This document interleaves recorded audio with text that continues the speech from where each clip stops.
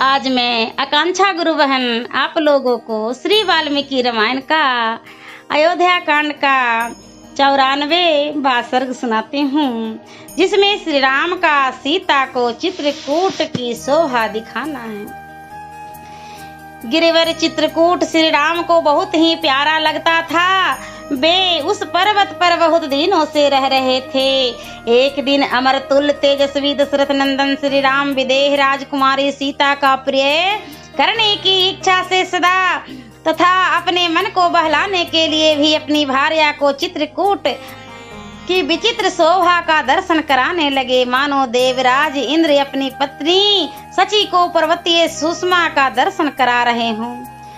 वे बोले, भद्रे, यद्यपि मैं राज से भ्रष्ट हो गया हूँ तथा मुझे तुम्हें अपने हितैषी सुहृदयों से विलग होकर रहना पड़ता है, तथापि जब मैं इस रमणीय पर्वत की ओर देखता हूँ तब मेरा सारा दुख दूर हो जाता है।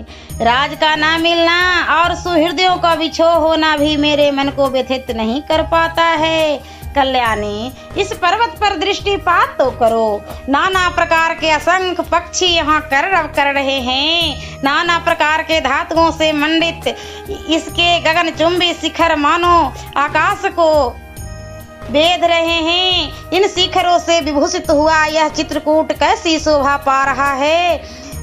विभिन्न धातुओं से अलंकृत अचल राज चित्रकूट के प्रदेश कितने सुंदर लगते हैं। इनमें से कोई तो चांदी के समान चमक रहे हैं, कोई लोह की लाल आभा का विस्तार करते हैं। किन्हीं प्रदेशों के रंग पीले और मंजुष्ट वर्ण के हैं, कोई श्रेष्ठ मणियों के समान उद्भासित होते हैं, कोई पुखराज के समान, कोई स्फटिक के सदृश और कोई केवड़े के फूल के समान कांति वाले हैं, तथा कुछ प्रदेशों नक्षत्रों और पोर के समान प्रकाशित होते हैं। यह पर्वत बहुसंख्यक पक्षियों से व्याप्त है तथा नाना प्रकार के मृगों, बड़े बड़े व्याघ्रों, चीतों और वृक्षों से भरा हुआ है। वे व्याघ्र आदि हिंसक जंतु अपने दुष्ट भाव का परित्याग करके यहाँ रहते हैं और इस पर्वत की शोभा बढ़ाते हैं। आम, जामुन, असन, लोध, पिरियाल, कटहल, धव, अंकोल, भव्य, नीतीश, बेल, तिंदुक, बांस, काश्मीरी, अरिष्ट, बरन, महुआ, तिलक, बेर, आंवला, कदम, बेत, धनवन, बीजक आदि घनी छाया वाले वृक्षों से जो फूलों और फलों से लदे होने के कारण मनोरम प्रतीत होते थे, व्याप्त हुआ यह पर्वत अनुपम शोभा का पोषण एवं विस्तार कर रहा है।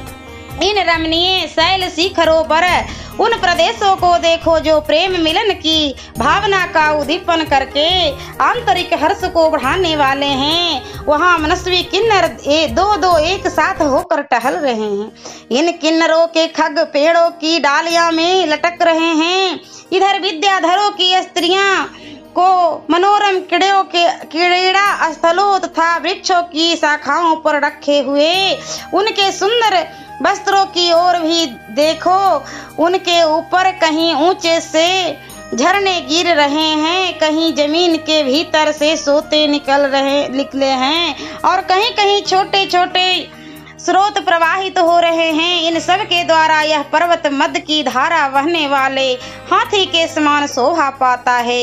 गुफाओं से निकली हुई वायु नाना प्रकार के पुष्पों की प्रचुर गंध लेकर नासिका को तृप्त करती हुई किस पुरुष पास आकर उसका हर्ष नहीं बढ़ा रही है। सती साध्वी सीते, यदि तुम्हारे और लक्ष्मण के साथ मैं यहाँ अनेक वर्षों तक रहूं तो भी नगर त्याग का शोक मुझे कदापि पीड़ित नहीं करेगा।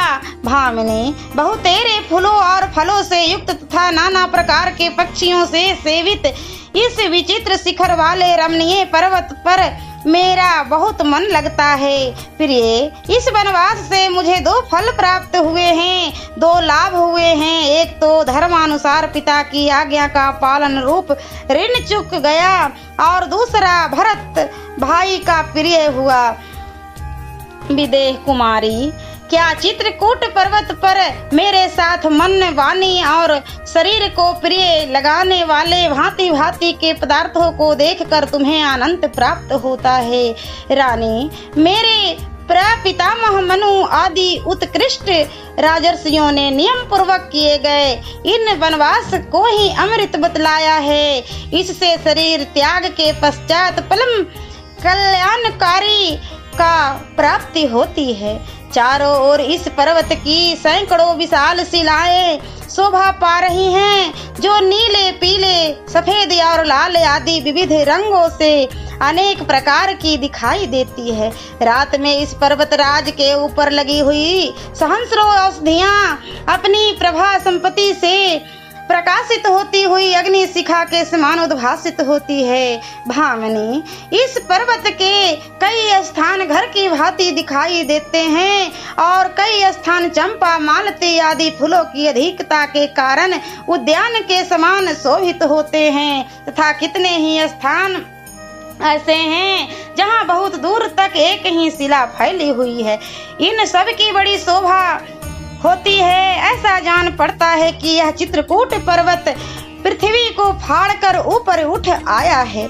चित्रकूट का यह शिखर सब ओर से सुंदर दिखाई देता है। प्रिय, देखो, यह विलासियों के बिस्तर हैं, जिन पर उत्पल, पुत्र, जीविक, पुन्नाग और भोजपत्र इनके पत्ते ही चादर का काम देते हैं, तथा इनके ऊपर सब ओर से कमलों के पत्ते बिछे हुए हैं। प्रियतमे, एक कमलों की मालाएं दिखाई देती है, जो विलासियों द्वारा मसल कर फेंक दी गई है। उधर देखो, वृक्षों में नाना प्रकार के फल लगे हुए हैं। बहुत से फल, मूल और जल से संपन्न यह चित्रकूट पर्वत कुबेर नगरी, अलका, इंद्रपुरी, नालिनी अथवा नालिनी नाम से प्रसिद्ध कुबेर की तथा उत्तर कुरु को भी अपनी शोभा से तिरस्कृत कर रहा है। प्राण वल्लभे सीते, उसमें उत्तम नियमों को पालन करते हुए सन्मार्ग पर स्थित रहकर यदि तुम्हारे और लक्ष्मण के साथ यह 14 वर्ष का समय मैं सन्नाद व्यतीत कर लूंगा, तो मुझे वह सुख प्राप्त होगा जो कुल धर्म को बढ़ाने वाला है। सियावरे रामचंद्र की जय। और मैं अगले वीडियो में अयोध्या कांड का 95वां सर्ग सुनाऊंगी।